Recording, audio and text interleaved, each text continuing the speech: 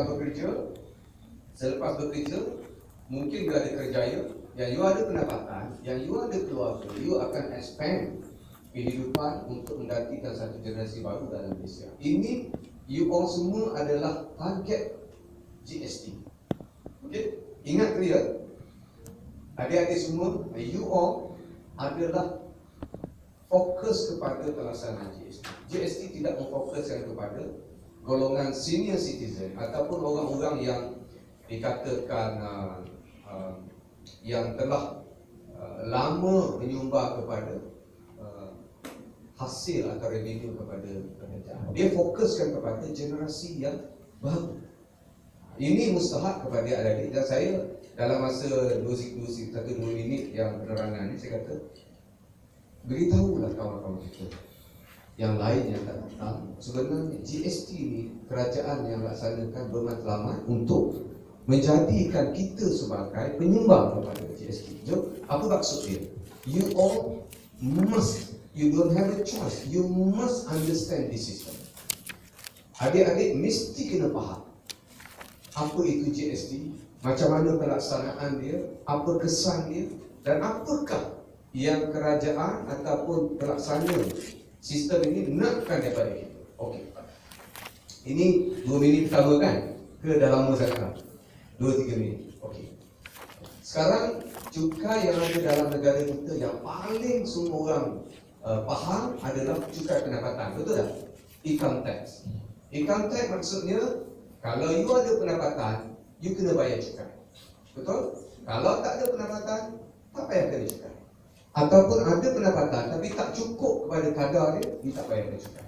Sebagai contoh, kalau you bekerja dengan gaji dalam lingkungan 3,000 sebulan, tidak beristeri, seorang diri bekerja, tidak ada tanggungan, you akan kena cukai lebih kurang dalam 7 atau 800 ringgit setahun. Ditolak sekarang ni sistem dibuat potongan bulanan daripada gaji, mungkin 50 atau 80 ringgit sebulan dipotong untuk mencukupkan jumlah setahun. Itu daripada sumber cukai pendapatan penggajian. Maksudnya you bekerja, you ada gaji, you kena bayar cukai pendapatan. Tak boleh lagi sebab ada penyata yang dibayarkan oleh majikan, ya. Jadi kena bayar. Selain daripada itu, ada cukai yang dikutip daripada perniagaan. Maksudnya perniagaan ni ada orang buat perniagaan secara sole proprietorship seorang. Dia berniaga di seorang, kedai benci atas nama di seorang. Itu maknanya sole proprietorship. Tahu kan? Tahu kan?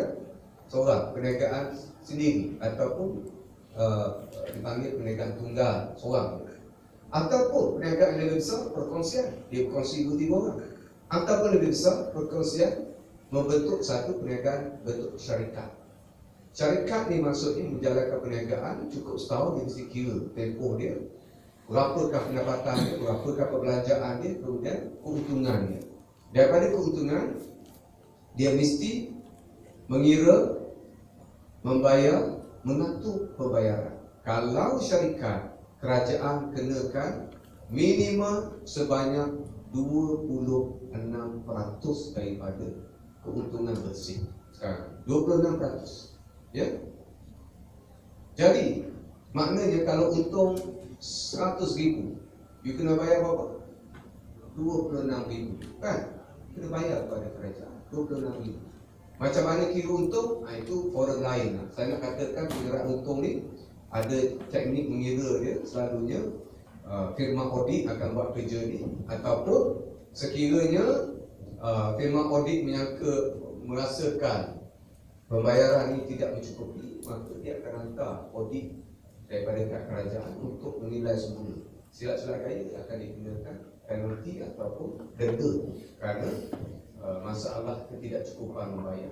Dalam istilah ini sekarang ni, kita kena faham ada 2 perkara pokok saja. Pertama, orang membayar cukai secukupnya, dan ada pihak atau orang atau personal atau syarikat yang tidak membayar secukupnya. Yang tidak membayar secukupnya dipanggil sebagai kesalahan-kesalahan dalam percukaian. Ada disebut sebagai tax evasion, pelarian cukai.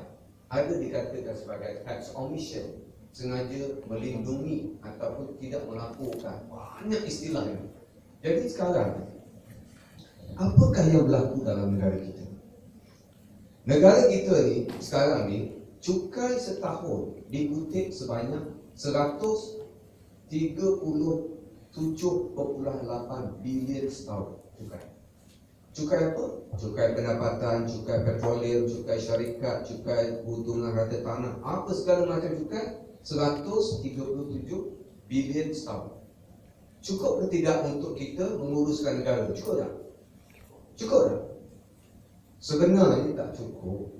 Sebab belanjawan negara kita untuk kegunaan setahun adalah sebanyak 270 bilion. Jadi bermakna negara kita mengalami defisit dalam perbelanjaan sebanyak 18 ke 20% setahun. Setiap tahun negara Malaysia ni mengalami defisit sebanyak 18 ke 20%. Berapa lama kita mengalami defisit? Siapa tahu? Siapa betul teka saya bagi RM50. Berapa tahun negara kita mengalami defisit? Maksudnya perbelanjaan melebihi pendapatan. Berapa tahun? Berapa? RM20 lah. Berapa? 12. Berapa? 12.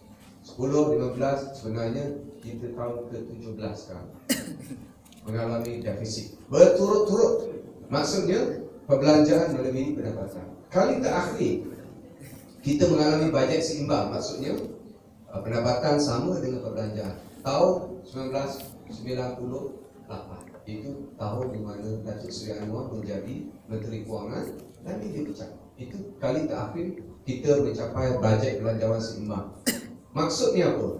Kalau kita ni sebagai ayah dalam satu keluarga, gaji atau pendapatan kita RM2,000, pendapatan RM2,000, kita mesti atur perbelanjaan sebanyak RM2,000 juga, betul tak?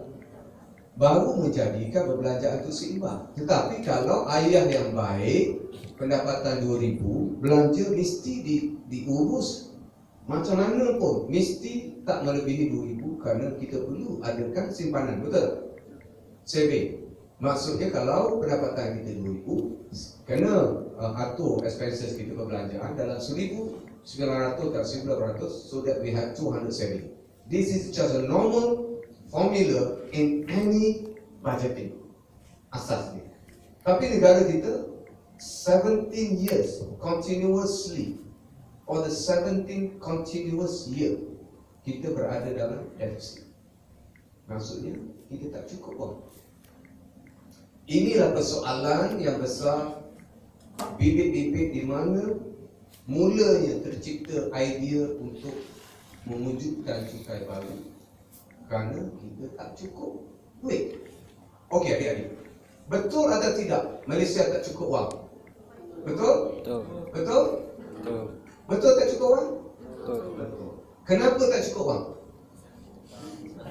Kenapa? Hutang. Lagi? Lagi? Lagi? Boros. Boros. Lagi? Uang banyak. Bocor. Lagi? Tiris. Lagi? Rasuah. You don't know what to do, right? Okey. Lagi? Okey. Pernah tengok tak paip bocor di tepi jalan? Pernah tengok? Pernah kan?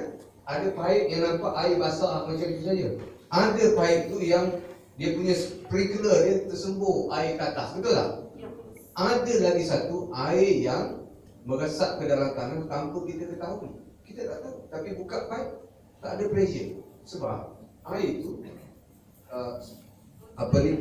ke dalam tanah menyebabkan kita punya pressure tak ada. Kita tak ada air. Kita tak tahu. Okey. Kalau kewangan negara yang bocor tanpa kita ketahui, tak tahu. Tapi apa kata yang jenis nampak paip yang pecah, air dia tu memancuk ke atas, tersembur ke atas. Do you understand the situation whereby kita punya masalah kebocoran ataupun keterisan kita yang membentuk sprinkler ke atas? Ada nampak? Ada. Okey, ada. Contoh ni, apabila kita berbelanja dalam keadaan yang semua orang tahu perbelanjaan dia tak perlu. Sebagai contoh, apakah perbelanjaan tak perlu? Jet. Beli jet perlu ke? Tak. Tak perlu. Betul. Perlu beli jet, perlu juga. Bilangan mahal.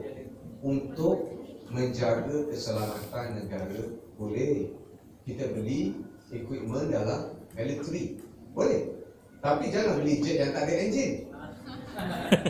Itu maksudnya kita tak teliti atau kita tidak tekun dalam urusan perbelanjaan. Okey, secara ringkasnya apa yang berlaku dalam negara kita adalah masalah ketirisan, kebocoran, ketidaktelitian dalam pengurusan kewangan, perbelanjaan yang tidak berhemah dan hutang yang terlalu banyak kerana polisi pada masa itu menetapkan bahawa Malaysia perlu berbelanja melebihi daripada pendapatan untuk tujuan pembangunan dasar-dasar baru seperti dasar perswastaan, persyarikatan, industrialisation, look east policy, dasar persyarikatan Malaysia dan banyak dasar-dasar otomotif yang diperkenalkan memerlukan perbelanjaan yang besar pada masa itu. Jadi kita benarkan supaya membuat perbelanjaan yang berbentuk defisit. Tetapi akhir sekali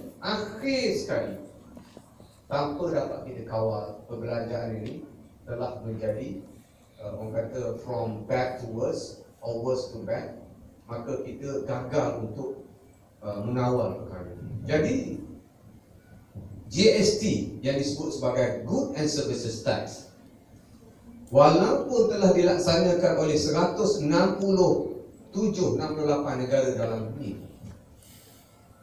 sebenarnya Malaysia membuat satu keputusan yang agak drastik.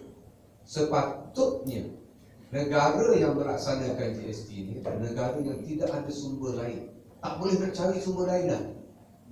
Barulah akhirnya kita laksanakan GST. Sebab tu maknanya kita ni menggunakan senjata terlalu awal. Maksudnya kita kalau bukan senjata, kelebihan kita sepatutnya kita reserve dulu. GST ni jangan kita pakai lagi. Apabila dah tak ada arah lah nak buat, nak cari apa, dalam laut pun tak ada, dalam bukit pun tak ada, dalam tanah pun tak ada, nothing now. Air pun tak ada nak cari sebagai sumber, maka kita gunakan GST sebagai revenue pada kerajaan. Tapi kita awal-awal lagi dah membazirkan keperluan ini. Okey. Percukaian. Cukai ni maksudnya cara kerajaan kumpul duit, dana untuk menguruskan negara. Betul? Itu cukai. Kenapa kita mesti bayar cukai? Sebab kita duduk dalam satu negara, tanggungjawab kita sebagai warga negara, kita kena bayar cukai. Sebab undang-undang itu dibuat, cukai dikutip pada kita, dikumpulkan dan dikembalikan kepada rakyat sesebuah negara. Sebab itulah percukaian maksudnya kaedah kerajaan dapatkan revenue ataupun hasil untuk membangunkan negara. Betul tidak?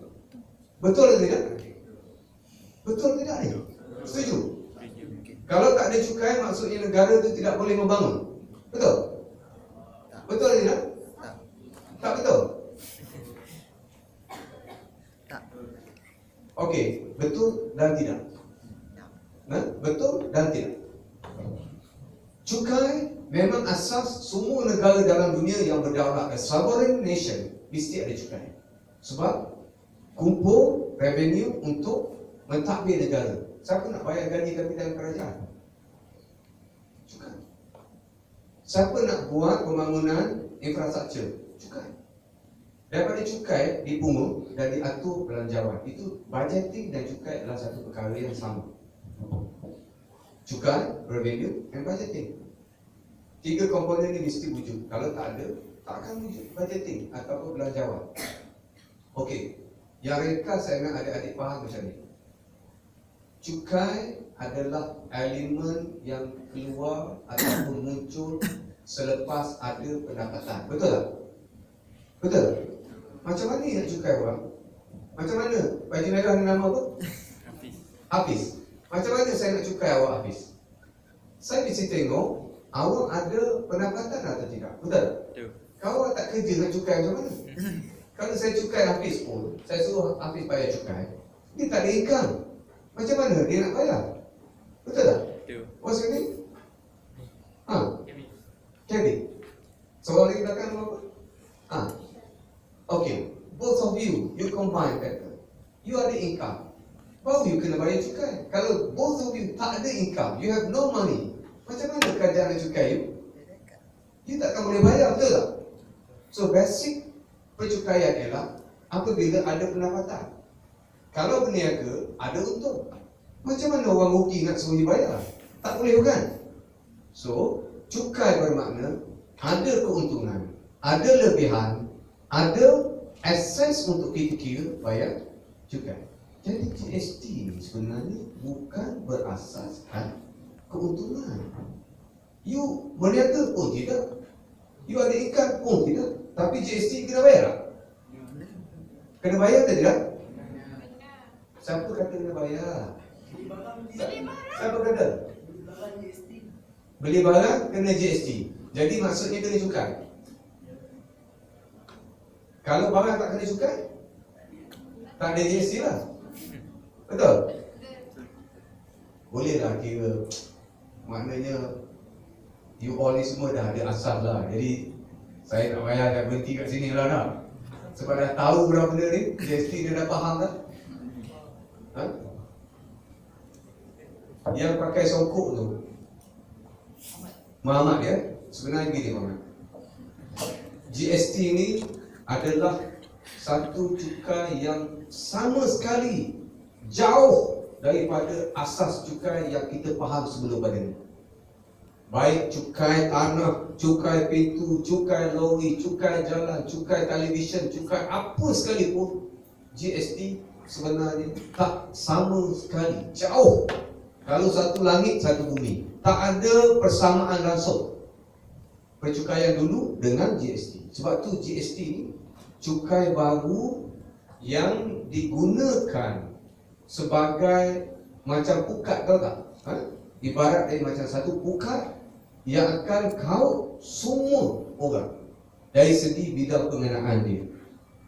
Dia bukan berasaskan pendapatan, bukan berasaskan untung, dan bukan berasaskan lebihan harta. Tidak.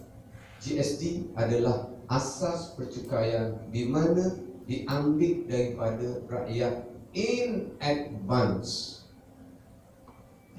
Macam prepaid lah, prepaid. You pakai telefon prepaid, you bayar dulu. Kemudian you guna telefon 2 bulan, 3 bulan. Tapi asasnya you have to pay first. How you have, macam mana you bayar? Sebenarnya you tolong bayar kepada orang yang tolong kutip, iaitu peniaga yang menjual barang kepada kita. So satu transaksi pembelian dalam bidang apa sekalipun, sebenarnya GST diwujudkan di tengah itu atas asas pembelian, maksudnya purchasing, bukan asas profit. Siapa belajar accounting, siapa yang belajar business administration,